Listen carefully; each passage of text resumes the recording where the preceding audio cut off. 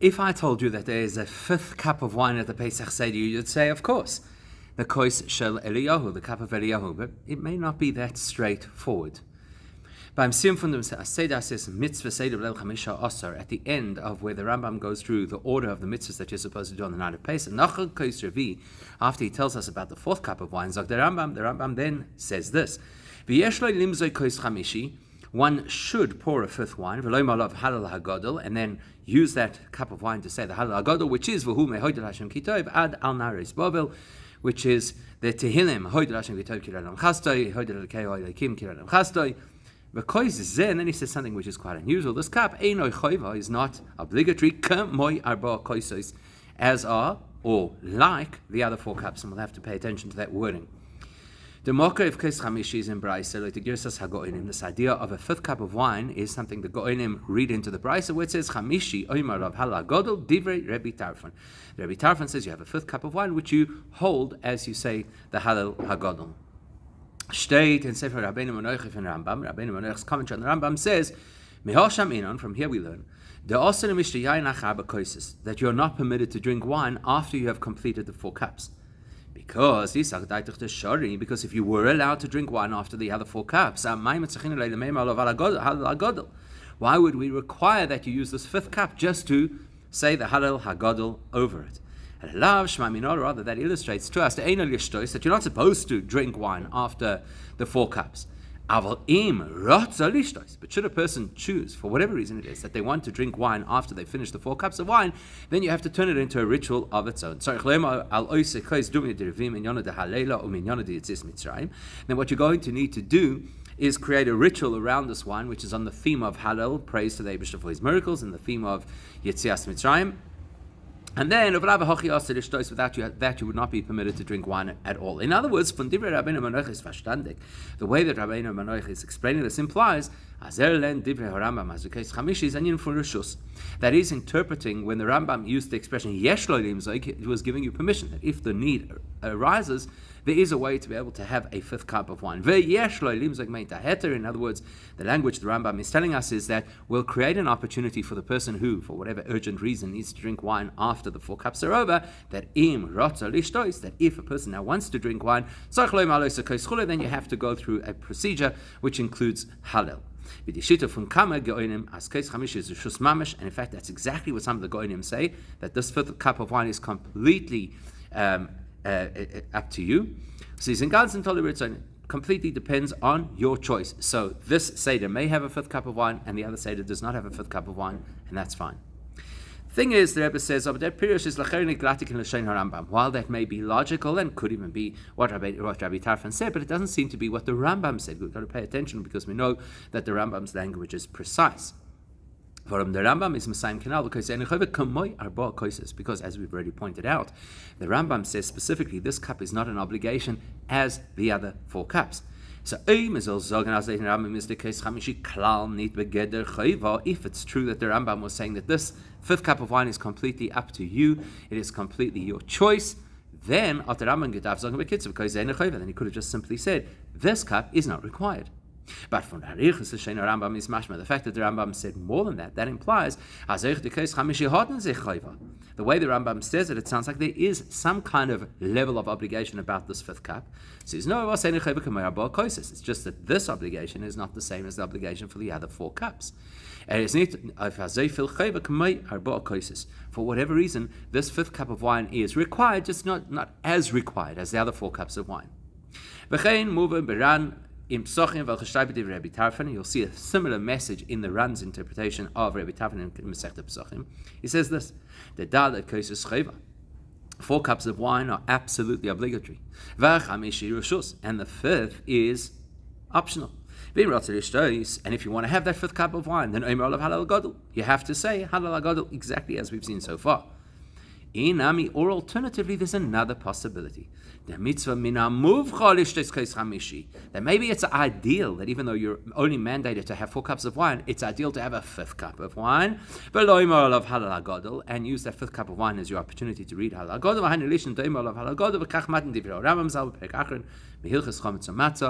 And the Ran implies that the Rambam leans toward that second opinion. It's not just an optional fifth cup, but it's an ideal. Have that fifth cup of wine and say Halal HaGadol. In other words, the Ran is learning the Rambam's view that the fifth cup of wine is actually the best version of how you should have your Pesach Seder. And that's why the Rambam doesn't just simply say this cup of wine is not obligatory, he just says it's not obligatory like the other 4 cups of wine. In other words, what he's saying is that it is the ideal way to do things, to have this 5th cup of wine. Don't believe that because it's ideal to have the 5th cup of wine that you are required to have the 5th cup of wine. And even though that seems to make a lot of sense to us, this also doesn't really seem to fit the language that the Rambam used. The Rambam should have just said that, as he says in many places. The Rambam is not afraid to use these words, or mitzvah min ha-muvchar, that the best way to perform the mitzvah is to pour yourself a 5th cup of wine and use it to say Halal HaGadol. Or he could have used similar language. The Rambam would never have hesitated to tell us if something is a mitzvah min ha-muvchar if he felt it was a mitzvah min ha-muvchar. He doesn't say that. For the Shema Rambam is mashna, the language of the Rambam implies that there is some level of obligation to have this cup of wine. Obviously, it's not mitzvah, kol ponim min ha-muvchar. But it's just not a mitzvah, like the other 4 cups of wine, and not even an ideal form of the mitzvah. That's why the Rambam's expression is, you can pour a 5th cup of wine. So it does not sound like the Rambam is saying, you have to, because that's the best way to do the mitzvah. So what is the Rambam actually telling us about this 5th cup of wine? As already pointed out, we've got to pay close attention to the language choice that the Rambam made, because his language is really precise. So let's look at the language.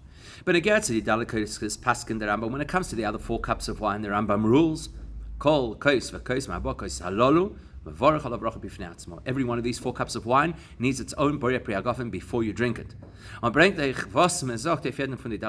well as the Rambam telling us which part of the Seder is said with which cup of wine. Then later, when the Rambam goes through the order of events at the Seder night, not only does the Rambam tell us that you have to say a bracha, but he says shoyset, you actually got to drink it. Here's the language of the Rambam. The first cup of wine, he says, you say borei pri hagafen, you say kiddush, uzman shechionu, and then you have to drink the cup. With the second cup, he tells us, he says that you say the bracha and then you drink it. In the third one, he tells us, you bench over the 3rd cup of wine, and then you drink it. And in the 4th one, he tells us, that you say borei pri hagafen, and after that you don't taste anything else, implying that you drink this cup of wine. Now listen to what he says about the 5th cup. Totally different. Here the Rambam just tells us, you pour the 5th cup of wine, and with that 5th cup of wine, you recite Halal HaGadol. He doesn't tell us that you say a bracha over it, and he doesn't tell us that you drink it. That is precision. The Rambam's telling us something, but not telling us that information. Because we know that the Rambam's language is so carefully chosen and precise, is therefore more than you can understand. That his omission is in fact specific. The fact that he does not say drink the 5th cup of wine is because you're not meant to drink the 5th cup of wine. All you do is you pour the 5th cup of wine and then you read Halal HaGadol. You see this clearly in something the Rambam said earlier. You pour the 4th cup of wine, and with that you conclude the Halal, which remember you began much earlier before Shulchan Aruch. And you say the bracha, and then after that you're not supposed to taste anything else unless you need to drink water. Logically, the Rambam's not going to follow that immediately with a contradiction by saying, and now drink a 5th cup of wine. Straight after he tells us the 4th cup of wine is the last thing you taste all night, and then have a 5th cup of wine. That makes absolutely no sense. So it's very clear that the Rambam is telling us the 5th cup of wine you pour, you don't drink. Now we need to understand why that would be. So the beginning of the explanation is this. The Rambam learned with Yideyus was ein Meforish as Rabbi Tarfon is mechuluk mit dem das hatana didon. The first thing that the Rambam is clearly doing is explaining that Rabbi Tarfon and the Tanakama have differences of views over here. And the debate is, on the night of Pesach, is the obligation to have 4 or 5 cups of wine? Well, if he said as halacha kedas tani didon or mismechuyev nor in arba koises, the fact that they have these two opinions, and we know how we do it in practice, that we only drink 4 cups of wine, that implies that the halacha follows the other Tana, not Rabbi Tarfon. Gefindt men as the Gemara is sheikh of the Vatari, alibed Rabbi Tarfon, Bosman zocht if them kaisei meichan halagadol. Yet what's interesting is, despite the fact that the halacha is you only drink 4 cups of wine, there's a whole discussion in the Gemara as to what you're supposed to say over the 5th cup of wine. And therefore, it's mashmas as Rabbi Tarfon is here on Gimel halacha, which implies that to a certain extent we do accept Rabbi Tarfon's opinion about the 5th cup of wine halachically. So what do you do? Seems to be a contradiction over here. These omens achfirim before. What are you supposed to do in practice? Lechera, what we can sagen as we baldas is a sofek, so machmes angetas Rabbi Tarfon and drinking kais chamishi. Well, one argument would be, look, there's a doubt. There's a debate over here. Do we follow the Tana Didan or do we follow Rabbi Tarfon? 4 or 5 cups. Well, okay, let's just cover all our bases and drink a 5th cup of wine. The problem is that if you go with the other opinion of the Chachamim, which says you're only allowed 4 cups of wine, that means only 4. You're not allowed to have a 5th cup of wine. Like the Rambam said, once you've completed the mitzvah of drinking the 4 cups of wine, you're not permitted to consume anything else. So what are you supposed to do over here? The Rambam tells you practically how you accommodate both opinions. To satisfy Rabbi Tarfon's requirement, you pour a 5th cup of wine, but that's it. You don't drink that cup of wine. Which then gives us the opportunity to fulfill both requirements. Men drink nor fir koises. We follow the Chachamim that say you only drink 4 cups of wine at the Seder. And then you pour a 5th cup of wine so as to fulfill the expectation of Rabbi Tarfon. Now, you could ask the obvious question, what's the point of pouring a glass of wine if you don't drink it? Surely that's the whole purpose? So, this is not the only place in halacha where you pour a cup of wine and you don't drink it. We have precedent in halacha, a case where you pour wine and you say a prayer or you read something and you don't drink it. Where do we see that? Let's say that a person began a meal, which is not ideal, but let's say it was maybe Purim Shechol and Erev Shabbos or something like that, and you start a meal on Friday and it goes into Shabbos. There are a number of halachic opinions who say that you bench like you normally would with a cup of wine, but you can't drink that cup of wine now because you can't drink anything until you've made kiddush. So there you've got a cup of wine that you pour, you say something with it, the benching, but you don't drink it. Same logic could apply over here to that 5th cup of wine on Pesach.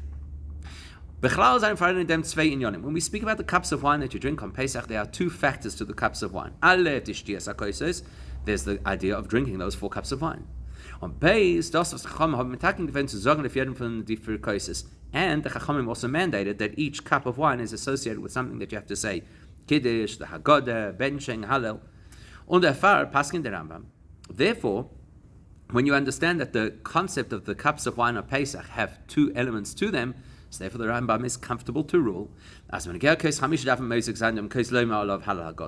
that 5th cup, you satisfy the other requirement on Pesach, which is to read something with every cup of wine. But you cannot drink it for technical reasons, because after the 4th cup of wine, you're not supposed to drink anything at all. Like the benching, where you can't drink that wine for technical reasons, because you have to wait for Kiddush. And we do this, and that way, at least to a certain degree, we satisfy Rabbi Tarfon's opinion. We can even take it a step further. The Rambam learned, the Rambam, as many of the other commentators, learns that there's no fundamental debate between Rabbi Tarfon and the original Tana. As the mitzvah to drinking is no if dalit koises. In other words, even Rabbi Tarfon acknowledges that you're only supposed to drink 4 cups of wine.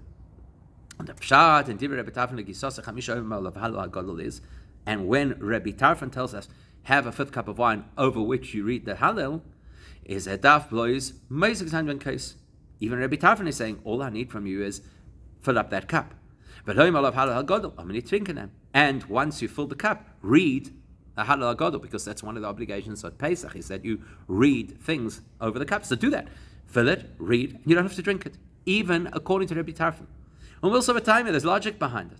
Der Kois Chamishi is always getelt und his anders von the andere vier Koises in the Geder Kiyam HaMitzvah. Everybody will acknowledge that this fifth cup of wine is in its own halachic category that is not similar to the other 4 cups of wine. Not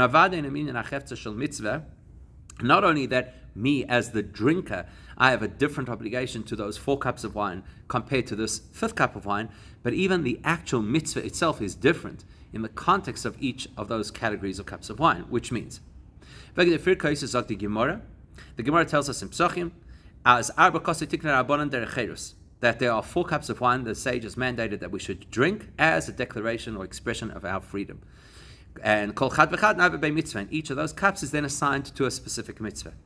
Right? Kiddush, Haggadah, benching, Hallel. Over the Rambam sagt früher, as the Rambam told us, kol kois v'kois ma'aba kois alon mavarich olav brocha b'fnei atzmo. Each of the 4 cups of wine gets its own brocha.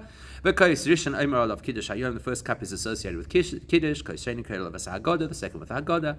Kois rishon mavarich olav birkas hamazon. The third is with benching. And kois revi goyim olav hallel mavarich olav birkas hashir. And the 4th cup is assigned to Hallel and songs of praise to the Eibishter. Das heißt, in other words, afal pishri shloim azech ledas Rambam. Kol echad ve'echad von die 4 kaises ucheres umitzvah bifnei atzmo. So even though the Rambam is very clear, as the Alter Rebbe says in the Shulchan Aruch, that every one of these 4 cups of wine is its own expression of freedom and its own independent mitzvah, which explains why you say Bari Pragofen each time, like the Alter Rebbe says. But there is a common denominator between all 4 cups of wine, and that common denominator is the first common denominator is that all 4 cups of wine have to be drunk and as an expression of freedoms. That's why you lean to the left, etc. And secondly, what's also common between all 4 cups of wine is that each one is associated with a very specific mitzvah over which we say a bracha. Now let's compare that to this 5th cup of wine. One thing that is clear across the board is that this 5th cup of wine does not fit into the requirement of drinking 4 cups of wine, which is already implicit in the expression 4 cups of wine. Because number 1, dem kois hey is man alfnit choice. So the first thing is we don't drink that cup of wine. And second of all, base, the amira olav is nit besug ha'amira if dalet koises. Even the halal hagadol that we're supposed to read while we have that 5th cup of wine is not in the same category as the other things we're supposed to read with the other 4 cups of wine. Because the das Rambam is man the amira of kois hamish nit choisen bivrocha. Because the Rambam, in his view, does not conclude the halal hagadol with any kind of a bracha. Whereas all the others have a bracha. You've got Kiddush, you've got the bracha that we say at the end of Magid, you've got obviously Birkas Hamazon, and you've got the bracha that you say at the end of Hallel.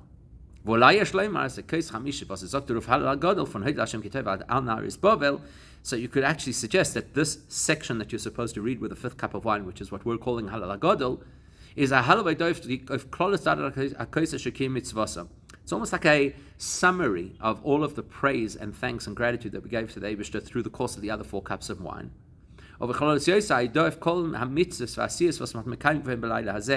And you could even say it's like a summary, in a sense, of giving gratitude to the Eibishter for all the rituals that we've performed over the course of the Seder. But that's a different subject which we'll explore elsewhere. Now that we see this clear distinction between the practice and the implication of the 5th cup of wine compared to the other 4, we can revisit the precise language the Rambam chose. What did he say? You can pour a 4th cup of wine. And he did not use the expression we would have expected, which is, and the best way to perform the mitzvah is pour yourself a 5th cup of wine and do halal hagadol. Because the lashon mitzvah min hamuvchar b'derech chalal, anytime that we typically use that expression mitzvah min hamuvchar, but dait as dosai sofer shlemis in kilo mitzvah zoi. Usually mitzvah min hamuvchar means this is the base entry level of performing this mitzvah, and that is the ideal gold standard of how to perform the same mitzvah. Nochmer, das wird nicht nur hisafas muvchar in kilo mitzvah lidei hagavra which means not only do I as a person upgrade my performance of the mitzvah now because I'm doing the gold standard version. Now, mitzvah min hamufcha, the maila min hamufcha is in the chefza der mitzvah, but it actually means that the mitzvah itself is now upgraded to a gold standard mitzvah. Let's look at an example. But Rambam, and again, Eres Chanukah, and this example will make things very clear to us. Look at what the Rambam says about the mitzvah of Chanukah candles. He says, the base level of the mitzvah is that every home, every night of Chanukah, should light a single candle to commemorate the miracle. Somebody wants to make the mitzvah better, not somebody who's hamahader, that I want to have the gold standard for myself. Mahader mitzvah. Somebody wants to upgrade the status of the mitzvah itself, should have each person light a candle. And then, here you have the language we're looking for. The person who wants to upgrade the mitzvah even further and do what we're calling mitzvah min hamufchar, the choicest, best way to do the mitzvah, gets every member of the household to light one candle on the first night, and then increases the number of candles per capita every night of Chanukah. The language the Rambam is using tells us that is not just me getting the gold standard of how I'm showing my dedication to this mitzvah, but he says, mitzvah. You're making the mitzvah a better version of the mitzvah. In the Chefza, the Neres Chanukah came before B'Mokim Acher, as the Rebbe explains elsewhere, that what's happening over here is you're actually upgrading the standard and experience of the mitzvah that you're doing. Now, the Rambam is telling us that the fifth cup at the Seder is a different category of cups of wine than the 4 cups prior to it. It would be illogical to say that the 5th separate cup, which serves a different purpose, would upgrade the mitzvahs of the 4 cups, which are a different theme and a different mitzvah. On the far zog the Rambam, therefore the Rambam's expression is not mitzvah min hamufcha. The best way to do the 4 cups is add the 5th, because it's got nothing to do with that, but rather you have the option to pour a 5th cup. It's a different concept, new obligation, and therefore yeshloi, you could choose to engage this particular obligation, whereas we've already seen that's not really the practice. Practice is we actually do it, or we'll see if we actually do it. We're still going to get there in the distinction between this 5th cup and the koshel Eliyahu, which we're going to get to. On the far is the Rambam Marich B'Lashoina. That's why the Rambam again added words which initially to us seemed superfluous, because that the obligation for this 5th cup is not the same as the obligation for the other 4 cups. As Madgish as the case Chamish is nitchayva v'dan cases nor menit v'yeshlei uchanal. He's telling us clearly the first 4 cups you have no option, you've got to drink them. This 5th cup yeshlei, it's really kind of in your realm of choice. Vina yesh oimrim. So now we're going to get into this tricky issue of where people would just naturally say, oh, the 5th cup of wine, we know what that is. That's the kosh shel Eliyahu. Vina yesh oimrim. As dosos and em kosh shel Eliyahu is verbunden mit kosh chamishi. So there are people who make the suggestion. For example, you see in Tamiyam Minhagim that this 5th cup of wine and kosh shel Eliyahu is pretty much the same thing. We have a kosh shel Eliyahu because there's supposed to be a 5th cup of wine. And the reason why is because there's a debate between the Tanakh and Rabbi Tarfon on whether or not you have to have this 5th cup of wine, and the Gemara does not give us clarity on what you're supposed to do in practice. Because we're not sure what to do this, there's no harm in pouring the 5th cup of wine, but we don't drink it because you're not really supposed to drink after the other 4, and we kind of made a compromise. And that's actually the reason we call this the cup of Eliyahu, because undeitendlich der meat, as when Eliyahu wird kommen, of et mevaris an alles Sveikas, because what we're implying of here is one day Mashiach will come, and Eliyahu Hanavi will have the job of clarifying all of these doubts that we have in halacha, and then vetoich der safek wegen dem case nisbar veren, and therefore this particular issue about what you're supposed to do with the 5th cup will also be resolved, and therefore the nickname for the 5th cup is the kosh shel Eliyahu. However, from Chelek Yaakov and the Alter Rebbe Shulchan is aber mochach, but you look at the Chelek Yaakov, which the Alter Rebbe seems to paraphrase in his Shulchan Aruch, implies as those favors under Yonim. The 5th cup of wine and kosh shel Eliyahu are 2 separate, unrelated concepts.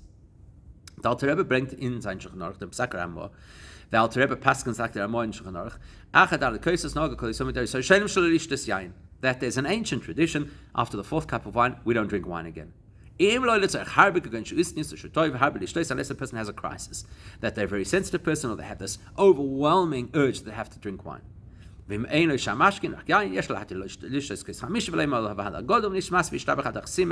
a person has this emergency that for whatever reason they have to have this fifth cup of wine, we create a ritual around it to kind of give them the opportunity to drink that wine.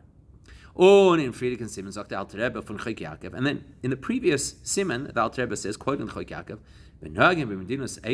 we have a tradition in our communities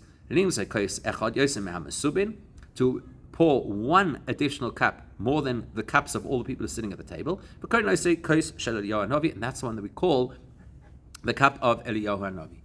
But then we move on. So clearly the Alter Rebbe is telling us these are two completely unrelated concepts. To the point, 3 ways that we can prove this. The Alter Rebbe speaks about Kosh Eliyahu in one siman of Shulchan Aruch, and this fifth cup for the person who needs it in a different siman. That tells me it's not the same thing. Number 2, beis. The Alter Rebbe refers to them with different names. Kosh Eliyahu in the one siman, and Kosh Chamishi, the fifth cup, in another siman. As well as the fact that they have different laws that govern them. Because to drink that fifth cup of wine is only for that person who's in a crisis. And then we create a process that he has to follow. He has to say Halal Gadol in order to have that cup of wine. Whereas the cup of Eliyahu Hanavi is a minhag that applies across the board, and it's not only something which you allow in crisis. And then Gimel, the third distinction is the clearest distinction. The Alter Rebbe is very clear that this Kosh Eliyahu is one cup, regardless of how many people are sitting at your table. And this one cup represents all of the people sitting at the Seder table. It's not a cup for each individual. Whereas, of course, if you're allowing somebody to eat to drink the fifth cup of wine, then it could be multiple people who are all in this crisis for whatever reason, and they're allowed to drink the fifth cup of wine. Whoever needs it gets it. It's not one size fits all. And from that we can extrapolate also to the Rambam and his perspective on this fifth cup of wine, where the Rambam is not just saying, okay, we'll leave it, it's your option if you want it, but it's ideal. You really should pour this cup of wine. But the way that the Rambam says it doesn't sound like it's one cup for everybody at the table. Now, it sounds you, the individual who's just had 4 cups of wine, should now pour a 5th cup of wine. Right? It's in the singular. You should pour a cup of wine. Where the Rambam could have just said there should be a 5th cup of wine poured. That implies that the Rambam is of the view that this 5th cup of wine, which is not Kosh Eliyahu, is actually something everybody should pour and not drink. So what's going on? What's the distinction between this Kosh Chamishi and this Kosh Eliyahu? We're going to need a spiritual perspective. Chassidus will explain. Wasalef to explain firstly that Kosh Chamishi and Kosh Eliyahu is in zwei besondere Sachen, binyonem medinem kanal. The fact that the 5th cup and the cup of Eliyahu are completely different in their detail, in the halachic implications, etc. Or Nochmer, not only that, but you find further, they actually seem to have contradictory elements to them. Because Chamishi Paskin the Rambam, when it comes to this 5th cup of wine, the Rambam's ruling is, you should pour a 5th cup of wine, whereas in the meantime, we don't do it. You don't pour a 5th cup of wine for every member of your Seder. In Shulchan Aruch is a psak halacha, as is not hetelis nisad atoylishtes. The bottom line halacha in Shulchan Aruch is that 5th cup of wine is only for the person in a crisis. But again, Kosh Eliyahu is hefech hadavar, whereas when it comes to the Kosh Eliyahu, it's the exact opposite. That is a cup that the Gemara doesn't talk about and the Rishonim don't talk about. The Rambam, for example, does not speak about a single 5th cup for everybody at the Seder. Now, something which emerged in later texts. Yet,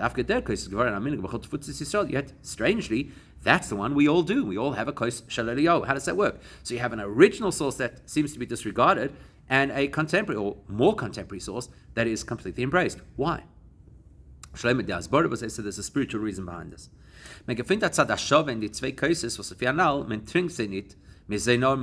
So there is a common denominator between these two types of glasses of wine that you pour and don't drink. Was davon ist verstandig, als beide seine verbunden mit der Avoide und Madrege, welche es Heche von Avoide Sodom und Meise bepölt besteht. So, if I have a cup of wine that I pour and I don't drink, that implies that it represents some kind of spiritual level that I cannot access through my efforts. So I don't drink it because I can't really access whatever the contents of this wine is all about. What does that mean? Das der Pirush Primi in dem, was der Rambam is Messiah because eine chayva kamei arba koises. Well, the Rambam alludes to that by saying this fifth cup of wine is not obligatory like the other 4 cups. Das ist verbunden mit Madrega, welche ist Hecher von chayva. What he's telling us is this fifth cup of wine that links into a level of spiritual connection which is beyond something that can be mandated. In other words, it's not accessible to the average person. Like Chassidus explains, the fact that Ma'ariv is so-called optional is not because Ma'ariv is less potent, because it actually keys us in to being able to engage with Eibishter without having to be told everything to do. Sometimes you can even step higher than just obligation. That obviously is going to be reflected also in the Kosh Eliyahu, because the Kosh Eliyahu, as we've illustrated, speaks to the theme of Geula, which is something beyond our efforts. Our efforts can bring the Geula, but our efforts cannot make a Geula. So, although there's a common denominator between the Kosh Chamishi and the Kosh Eliyahu, that they both represent something which is beyond the range of human endeavor, still there's a big difference. If you call it the fifth cup, that naturally implies that there were 4 steps that preceded it. So it's a fifth cup which results from our 4 steps of investment. So we got to a certain point that we could now get this fifth cup. Whereas Eliyahu's cup, that's something completely unrelated to any of our efforts. It's not the 5th step after 4 steps of human investment. It's not linked to the avodah that precedes it. What does that mean? We explain it as follows. To be able to access this incredibly elevated dimension that the 5th cup of wine represents, we had to go through those 4 core steps of the 4 cups of wine that preceded it. Like we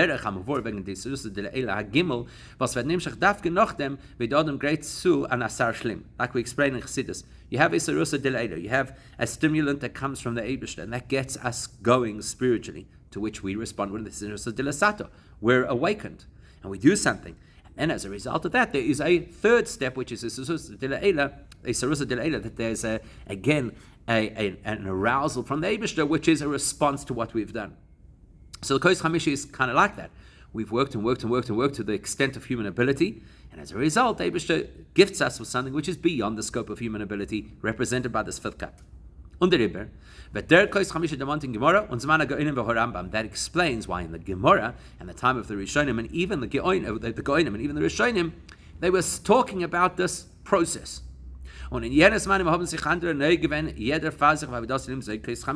were people in those days who in practice actually poured that 5th cup of wine individually, not just for the table. Because they were at such an elevated level where compared to them we say, wow, are we even worthy? But was the way that they went through the Seder, and the experience that they had through the 4 cups of wine was the ultimate version of that experience. Therefore,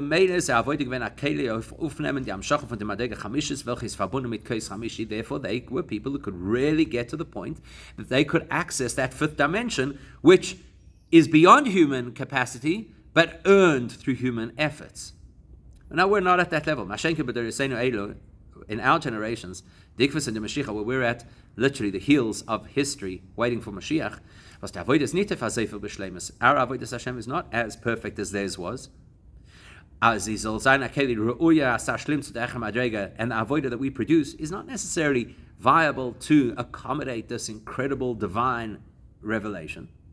So we don't have this tradition of pouring for ourselves this 5th cup of wine. But the cup of Eliyahu, that speaks to our faith that Mashiach is coming. As the Alter Rebbe implies, that where does the Alter Rebbe place this idea of the Kosh Eliyahu? In this context, of that there are places that had the tradition you don't lock your doors of your homes, the bedrooms that you sleep in on Pesach. Because this is the night that is being preserved for the Jewish people across history, that we should get out of Golus, which means that when Eliyahu Navi comes, he should find our doors open and accessible, and therefore we'll be able to very quickly go out to greet him. We have absolute faith that this will happen, and that faith brings us tremendous reward. So what's the context of Koshel Eliyahu? Faith in the imminent arrival of Mashiach. That tells you that leaving your doors unlocked as pouring a cup of Eliyahu Navi both speak to the same theme of belief and trust that Mashiach is coming now. That emunah is built into every single Jewish person, even those of us who are not at the level of the great people of the time of the Gemara, the Goyim, the Rishonim. Because we're all built-in natural believers. In spite of how we may appear,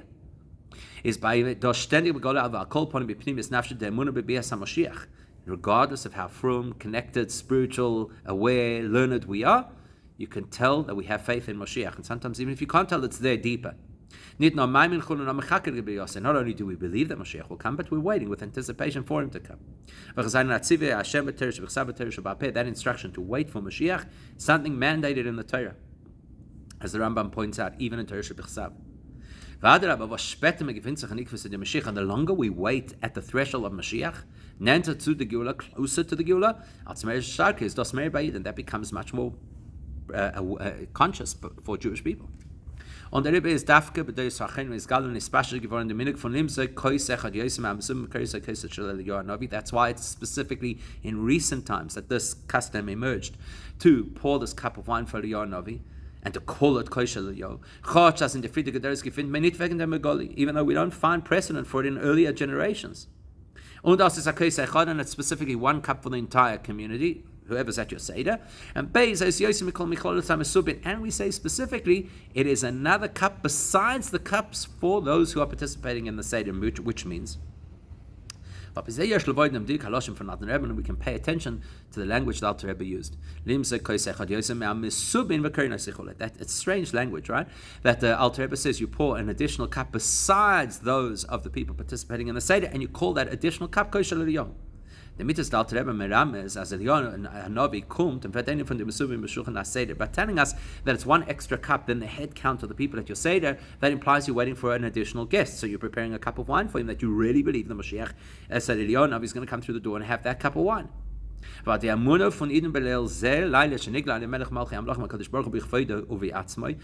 the degree of faith that Jews have on this particular night, the night where Hashem revealed His essence in order to redeem us, and that emunah translates into something really tangible, pouring a cup of wine for Eliyahu.